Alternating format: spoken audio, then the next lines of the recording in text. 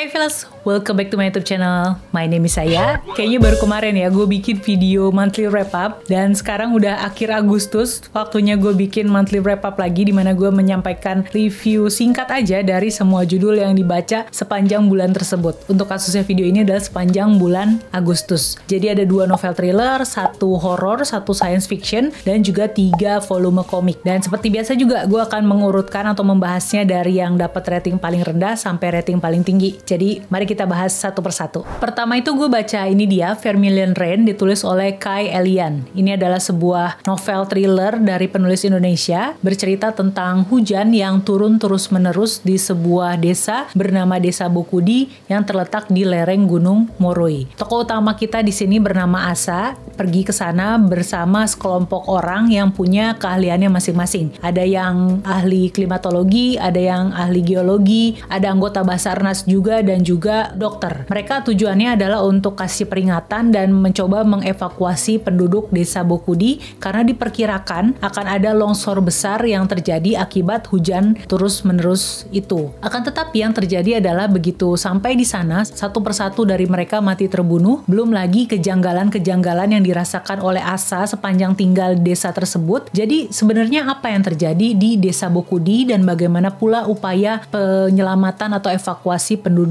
setempat, kalau bisa baca ceritanya di buku ini. Kalau dengar blurbnya tadi sepertinya menarik ya, karena mengangkat tema perubahan iklim, hujan yang terus-menerus, terjadi longsor dan ujung-ujungnya memakan nyawa. Dan bagian awal buku ini memang cukup menjanjikan gitu ya, dengan dipakainya alur maju mundur yang menimbulkan tanda tanya mengenai apa sih koneksi antara keduanya. Belum lagi ditambah dimasukkannya unsur budaya dan kepercayaan penduduk setempat, itu tuh ikut membangun suasana mencekam dan ketegangan cerita. Akan tetapi sayangnya sepertiga menuju ending, ada banyak hal yang dimasukkan oleh penulis sehingga ceritanya kehilangan fokus. Efek mengejutkan dari kebenaran yang diungkap itu juga nggak berasa karena sifatnya yang repetitif dan tenggelam oleh unsur-unsur lain yang dimasukin sama penulisnya. Nggak heran karena di bagian belakang buku ini ada keterangan kalau penulis itu menyerahkan naskah ceritanya mepet-mepet deadline. Semoga aja karya penulis berikutnya akan jauh lebih baik dari ini, karena gue melihat di sini ada potensi yang bisa bikin ceritanya jadi stand out. Karenanya untuk Vermilion Rain gue kasih rating 3 dari 5 bintang.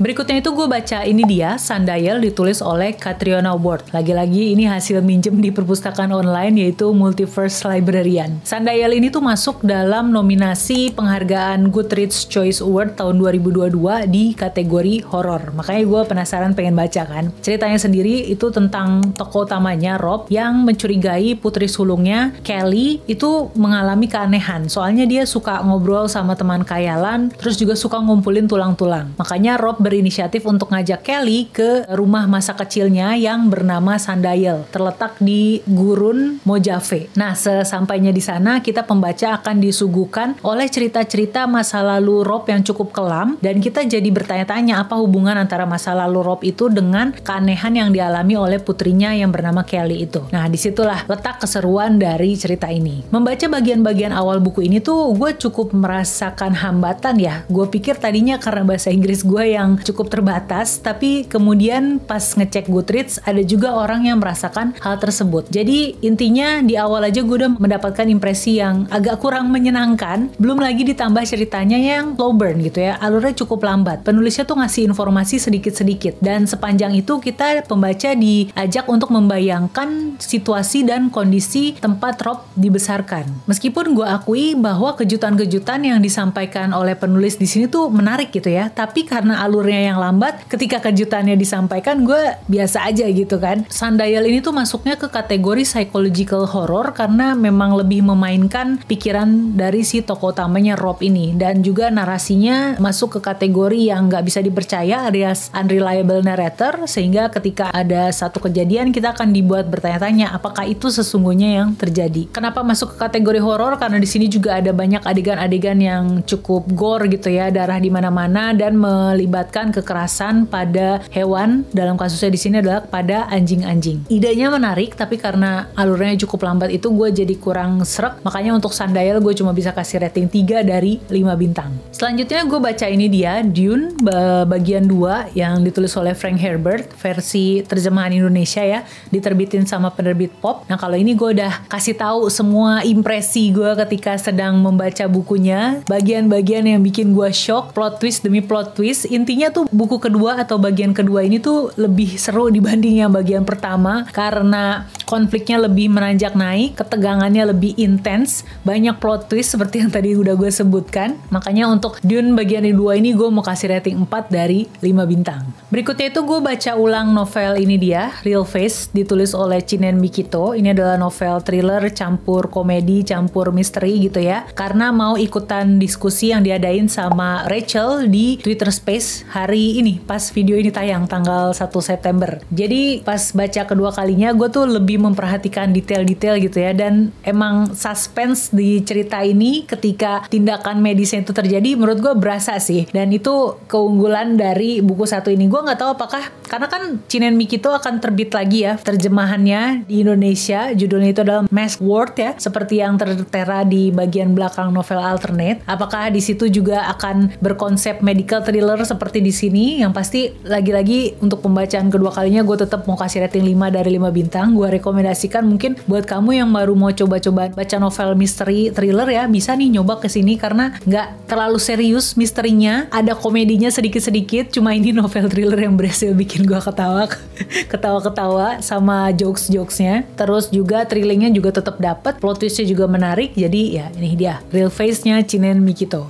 Berikutnya gue baca 3 volume komik dari Real Account. Real Account volume 5, 6, dan juga 7. Untuk yang volume 5 ini masih membahas tentang game pemberantasan Cumarit. Kalau kamu nonton video wrap up Juni-Juli, di situ gue ngasih tahu yang volume 4 ya. Nah ini volume 5 masih lanjutannya. Terus di sini tuh si tokoh utamanya Yuma harus mengumpulkan stiker, chat stiker itu loh, tau kan? Yang jumlahnya ada 45 atau 46 dan ada satu stiker yang cukup langka gitu kan. Disitulah ketegangan terjadi. Terus juga ada plot twist di bagian menuju ending. Cukup seru, tapi untuk yang ini gue cuma bisa kasih rating 3,5. Nah kemudian untuk yang volume ke-6 ini baru keseruannya menurut gue menanjak naik karena gamenya tuh menarik. Judulnya atau nama gamenya itu adalah Flaming. Tahu kan ya Flaming? Mengumbar aib seseorang di internet gitu ya. Nah itu pula yang terjadi di game ini. Jadi si peserta tuh handphonenya ditukar-tukar gitu dan mereka disuruh buat mencari foto memalukan dari pemilik handphone tersebut untuk disiarkan ke umum. Semakin memalukan, semakin flame atau apinya tuh semakin besar. Ini game memang komik ini tuh memang bikin kita berpikir sih tentang habit kita atau kelakuan kita di dunia maya ya, di internet, banyak bikin merenung gitu kan ya. Terus di bagian Flaming ini juga akhirnya ada pengungkapan terjadi yang terkait dengan tokoh utamanya si Yuma, yang menurut gue itu plot twist yang menarik karena berhubungan lagi sama volume keduanya. Jadi gue paham kenapa volume 2 itu berakhir di bagian itu, terus di volume 3 ceritanya balik lagi ke awal gitu ya. Makanya gue suka banget yang volume 6 ini gue kasih rating 4 dari 5 bintang. Untuk yang volume 7-nya ceritanya mereka tuh udah orang-orang yang terjebak di game ini atau di dunianya Real Account ini akhirnya bisa kembali ke dunia nyata kan. Tapi bukan berarti gamenya berhenti. Malah game di dunia nyata ini tuh lebih brutal dan lebih berdarah-darah. Terus juga ada pengungkapan lagi yang berkaitan dengan si tokoh utamanya itu. Pas banget di bagian ending, makanya aduh gue penasaran sama cerita lanjutannya. Tapi kayaknya nggak ada tanda-tanda Alex Media bakal nerbitin volume berikutnya ya lo, volume 8. Tapi gak apa-apa, untuk volume 7 ini gue mau kasih rating 3,5 dari 5 bintang. Bulan Agustus tuh bacaan gue tuh cuma segini ya, bisa dibilang sedikit dibanding Juni-Juli kemarin, dan itu penyebabnya adalah karena gue lagi baca buku ini gitu kan. Buku ini gila tebel banget, kayaknya hampir sepertiga waktu gue di bulan Agustus ini buat baca ini, dan itu pun baru nyampe halaman 356.